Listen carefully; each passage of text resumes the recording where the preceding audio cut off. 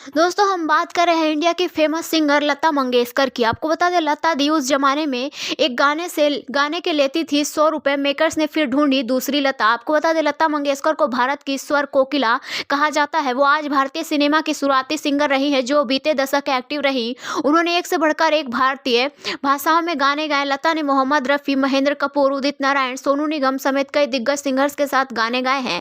लता अपने दौर की सबसे महंगी सिंगर रही हैं और 60 से 70 के दशक में वो एक गाने के 100 रुपए लिया करती थी। उनकी फीस देना सभी फिल्म मेकर्स के बस की बात नहीं थी। ऐसे में मेकर्स एक ऐसी सिंगर के पास गए जिसकी आवाज़ लता मंगेशकर की आवाज़ को टक्कर देती थी और ये सिंगर लता से बहुत कम फीस लेती थी। आपको बता दें ये सिंगर साल 1992 में ऑल इंडिया रेडियो के लिए गाती थी और साल 1954 में आई फिल्म गंगू में इसे फिल्म इंडस्ट्री में बतौर सिंगर कदम रखा था। उन्होंने ओपी नैयर के साथ काम किया है और उन्होंने चित्रगुप्त के साथ भी काम किया है। आपको पता है सिर्फ इतना ही नहीं, ये सिंगर का नाम सुमन कल्याणपुर है और पिछले साल ही सुमन जी का 87 साल की उम्र में निधन हुआ था। आपको बता दें कि 1960 के दशक की शुरुआत की है और फिल्म इंडस्ट्री पर लता मंगेशकर और आशा भोसले राज कर रही थी। लता की फीस 100 रुपए थे और वो मेकर्स को बहुत महंगी लगने लगी थी। ऐसे में मेकर्स ने सुमन कल्याणपुरी से गाना गवाना शुरू किया और वहीं मोहम्मद रफ़ी और लता मंगेशकर के बीच भी झगड़ा हो गया था। जो रफ़ी ने सुमन के साथ गाना शुरू किया था।